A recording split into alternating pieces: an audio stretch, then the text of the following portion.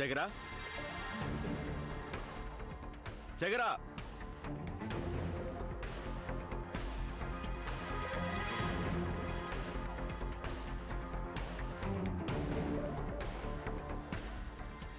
இவன் எதுக்கு இங்க வந்திருக்கான்?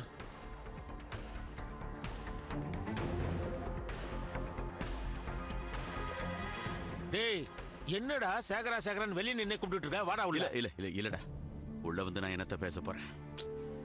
எல்லாமே மோசம் போச்சுடா. என்னடா மோசம் போச்சு? நீ இப்படி சலிப்பா பேசி நான் பார்த்ததே இல்லையே. என்னாச்சுடா? சேகரா, அன்னைக்கு சந்தியா ஒரு பையன் கூட இருக்கிற மாதிரி போட்டோஸ்லாம் குரியர்ல வந்துச்சுல்ல. நாம கூட நம்ம குடும்பத்தை பிடிக்காத யாரோ ஒருத்தன் தான் இந்த மாதிரி கிராபிக்ஸ் பண்ணி அனுப்பியிருக்கான்னு பேசிட்டு இருந்தோமே. உண்மையிலே நாம தாண்டா ஏமாத்துட்டோம். சந்தியாவை பத்தி எல்லா உண்மையும் தெரிஞ்ச எவனோ ஒருத்தன் தான் அந்த லெட்டரை எழுதியிருக்கான். சந்தியா விஷயத்துல நானும் என் மொத்த குடும்பமும் மோசம் போயிட்டா. நீ மட்டும்தான் கிருஷ்ணசாமி இப்ப சந்தியாவை சந்தேகப்பட்டு இருக்க. இன்னும் குடும்பத்தில் இருக்கிற மொத்த பேரும் அவளை சந்தேகப்பட்டு அவளை காரி துப்பி இந்த வீட்டை விட்டே வெளியே அனுப்பணும். என் பொண்ணு திருவுக்கு பொண்டாட்டியா உன் வீட்டுக்கு வாழ வரணும்.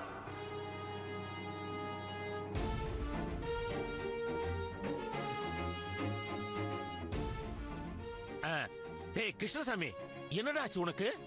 சந்தியாவை பத்தி நீ சொன்னதை நினைச்சு நான் ஒரு நிமிஷம் அப்படியே திகைச்சு போய் நின்ட்டேன்டா. இப்ப பகல்ல தூங்கி அன்னைக்கு நடந்த விஷயத்த கனவு ஏதாவது கண்டியா? டேய் டேய் டேய் சேகரா, நான் இன்னைக்கு இருக்கிற நிலைமையில நைட்ல தூங்கினா கூட தூக்கம் வராது போல இருக்கு. இதுல பகல்ல தூங்கி என்னத்த பகல் கனவு காட்டுறது? அப்புறம் எப்படா அன்னைக்கு நடந்த சமாச்சாரத்தை சம்பந்தம் இல்லாம இங்க தூக்கிட்டு வந்து சந்தியா நாம நினைக்கிற மாதிரி நல்லவில்ல, போட்டோல நாம பார்த்த விஷயம்லாம் உண்மை, இப்போ உன் குடும்பம் மொத்தமா மோசம் போச்சுன்னு சொல்ற? எப்படா ஒரு நல்ல பொண்ணால உன் குடும்பம் எப்படா மோசம் போகும்? தப்புடா. உன் வாயால நீ என்ன சொல்லிருக்க? சந்தியா உன் குடும்பத்துக்கு வந்தது நல்ல நேரம்னு. ஆனா இன்னைக்கு அதே வாயால சந்தியாவை தேவையில்லாம சந்தேகப்பட்டு மோசம் போயிட்டோன்னு சொல்ற. டேய், இதெல்லாம் கேட்கும் போது என் நெஞ்சே அடைக்கிற மாதிரி இருக்குடா.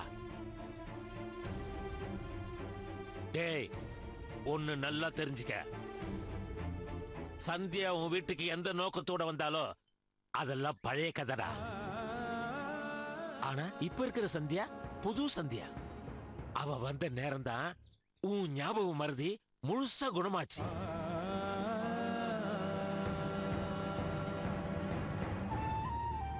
அன்னைக்கு ராதா படிக்கட்டுல இருந்து கீழே விழ இருந்தப்போ ராதாவை காப்பாத்த போய் இவ கையில உடைச்சுக்கிட்டா. இப்படி உன் குடும்பத்துக்கு பார்த்து பார்த்து நல்லது செய்யற ஒரு உத்தமிய இப்படி தேவையில்லாம சந்தேகப்படுறது என் மனசுக்கு ரொம்ப கஷ்டமா இருக்குடா. டேய், என் சின்ன மரும மாதிரி இந்த உலகத்துல யாருமே இல்லைன்னு சொன்னவன் தானடா நானு. இன்னைக்கு நானே அவளை பத்தி உங்ககிட்ட சொல்றேன்னா ஆதாரம் எல்லாமே சொல்லுவேன். இவ்வளவு நாளா உண்மை தெரியாம வெளுத்ததெல்லாம் பால்னு நம்பிக்கிட்டு இருந்தேன். இப்பதானே தெரியுது வெள்ளையா இருந்தது அத்தனையும் விஷம். நான் சந்தியாவை பத்தி எவ்வளவு புகழ்ந்து பேசினாலும் உனக்கு வெறுப்பு வரும் தெரிஞ்சுதான் அவளை எனக்கு பிடிக்கலனாலும் வலுக்கட்டாயமா அவளை புகழ்ந்து பேசிக்கிட்டு இருக்கேன். அவளை பத்தி பேசிட்டு இருக்க ஒவ்வொரு புகழ்ச்சியும் உனக்கு வேப்பங்காயா கசக்குன்னு எனக்கு தெரியும் கிருஷ்ணசாமி. எனக்கும் என் பொண்ணு மகாவுக்கும் இதுதான் வேணும்.